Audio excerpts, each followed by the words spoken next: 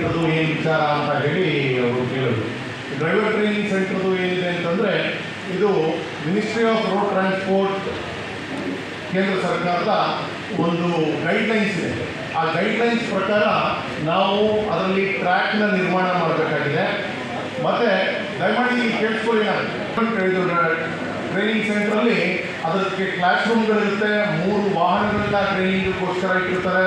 ಹಾಗೆ ಸಿಮ್ಯುಲೇಟರ್ಗಳನ್ನ ಕೂಡ ನಾವು ಕೊಡಬೇಕಾಗ್ತದೆ.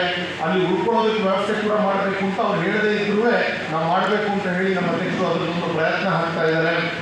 ಸೊ ಇಲ್ಲಿ ಇಡೀ ರಾಜ್ಯದಿಂದ ಯಾರಾದರೂ ಸಮೇತ ಯಾರು ಡ್ರೈವಿಂಗ್ ಕಲಿಬೇಕು ಅಂತ ಹೇಳ್ತಾರೆ, ನಿಮಗೆಲ್ಲ ಗೊತ್ತಿದೆ. ಮೊದಲು ನಾವು LCV LGV ಕಮರ್ಷಿಯಲ್ ಇದು ವೆಹಿಕಲ್ದು ಲೈಸೆನ್ಸ್ ತೊಗೊಂಡು ಅದಾದ ಮೇಲೆ 1 ವರ್ಷದ ನಂತರ ಕಮರ್ಷಿಯಲ್ ವೆಹಿಕಲ್ ಹೋಗಬೇಕಾಗ್ತದೆ.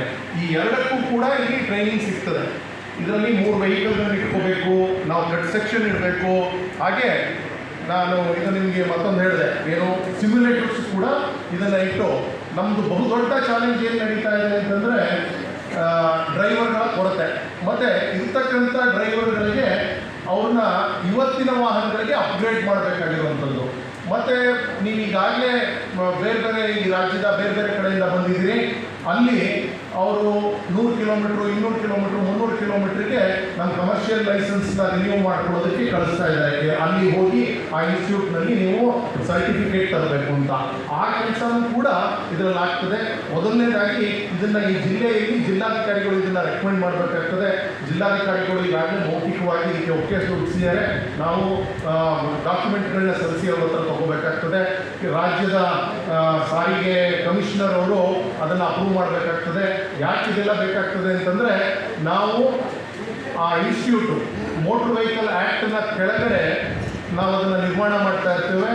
ಅವರು ನಮಗೆ ನಮ್ಮ ಇನ್ಸ್ಟಿಟ್ಯೂಟ್ಗೆ ಕಾರು LCV ಲೈಸೆನ್ಸ್ ಏನಿದೆ ಅದನ್ನು ಇಶ್ಯೂ ಮಾಡತಕ್ಕಂಥ ಅಧಿಕಾರನ ನಮಗೆ ಕೊಡ್ತಾರೆ. ಅಲ್ಲಿ ಡ್ರೈವಿಂಗ್ ಟೆಸ್ಟಿಂಗ್ ಟ್ರ್ಯಾಕಲ್ಲಿ ನಿರ್ಮಾಣ ಮಾಡಿ ಅದಕ್ಕೆ ವಿಡಿಯೋ ಹಾಕಿ ಮತ್ತು ಅದಕ್ಕೆ ಟ್ಯಾಗ್ಗಳು ರೇಡಿಯೋ ಟ್ಯಾಗ್ಗಳಂತ ಹೇಳ್ತಾರೆ, ಅದನ್ನು ಅಳವಡಿಸಿ ನಾನು ಯಾರನ್ನೋ ಬೇಜಾರಿದೆ ಅವ್ರನ್ನ ಫೇಲ್ ಮಾಡಬೇಕು ಅಂದರೂ ಆಗಲ್ಲ, ಅಥವಾ ಪ್ರೀತಿ ಇದೆ ಅವ್ರನ್ನ ಪಾಸ್ ಮಾಡಬೇಕು ಅಂತಂದರೂ ಆಗೋದಿಲ್ಲ. ಆ ರೀತಿ ಒಂದು ನಿರ್ಮಾಣವನ್ನು ಮಾಡಿಕೊಂಡು ಅಲ್ಲಿ ಡ್ರೈವರ್ಗಳಿಗೆ ನಾವು ಏನು ಕೊರತೆಯನ್ನು ಇದು ಫೇಸ್ ಮಾಡ್ತಾ ಇದ್ದೀವಿ ಅದನ್ನು ಕಮ್ಮಿ ಮಾಡ್ಕೊಳ್ಳೋಕ್ಕೆ. ಮತ್ತು ನಮ್ಮ ಅಧ್ಯಕ್ಷರ ಮತ್ತೊಂದು ಯೋಚನೆ ಏನಿದೆ ಅಂತಂದರೆ, ಎಲ್ಲ ಕಡೆ ನಾವು ಫೀಸ್ ಭರ್ತಿ ಮಾಡಿ ಸುಮಾರು 19ರಿಂದ 20 ಸಾವಿರ ರೂಪಾಯಿ ಹೆವಿ ಲೈಸೆನ್ಸ್ಗೆ, ಒಂದು 10 ಸಾವಿರ ರೂಪಾಯಿ ರೈಟ್ ಲೈಸೆನ್ಸ್ಗೆ ಲೈಸೆನ್ಸ್ ಫೀಸ್ ಸೇರಿ ಇದಕ್ಕೆ ವಿಧಿಸ್ತಾ ಇದ್ದಾರೆ. ಸರ್ಕಾರದ ಹಲವು ಕಾರ್ಯಕ್ರಮಗಳಿದೆ. SC STಗಳಿಗೆ ಸೋಷಿಯಲ್ ವೆಲ್ಫೇರ್ ಡಿಪಾರ್ಟ್ಮೆಂಟಿಂದ ಅದನ್ನು ಸಹಾಯಧನ ಕೊಡೋದಿದೆ. ಅವ್ರುಗಳಿಗೂ ಕೂಡ ಫ್ರೀಯಾಗಿ ನಾವು ಮಾಡಬಹುದು. ಇದಲ್ದಿರ ನಮ್ಮ ಯೋಚನೆ ಏನಿದೆ ಸಂಘಟನೆದು ಅಂತಂದರೆ, ಅವ್ರಿಗೆ ಸ್ಟೈಪೆಂಡ್ ಕೊಡಬೇಕು, ಇದಕ್ಕೆ ನಾವು ಪ್ರಯತ್ನ ಹಾಕಬೇಕು ಅನ್ನೋದು ನವೀನ್ ರೆಡ್ಡಿ ಅವ್ರದ್ದು ಒಂದು ಪ್ರಯತ್ನ ನಡೀತಾ ಇದೆ.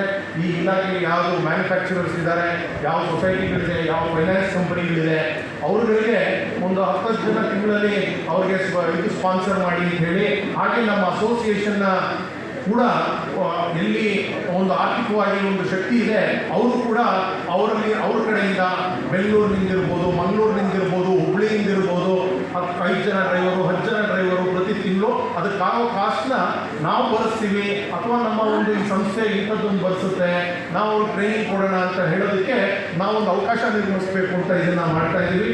ಬಹುಶಃ ನಿಮ್ಮೆಲ್ಲರ ಒಂದು ಕುತೂಹಲಕ್ಕೆ ಪ್ರಶ್ನೆಗೆ ಇದೊಂದು ಉತ್ತರ ಸಿಕ್ಕಿದೆ ಅಂತ ನಾನು ಭಾವಿಸ್ತೀನಿ.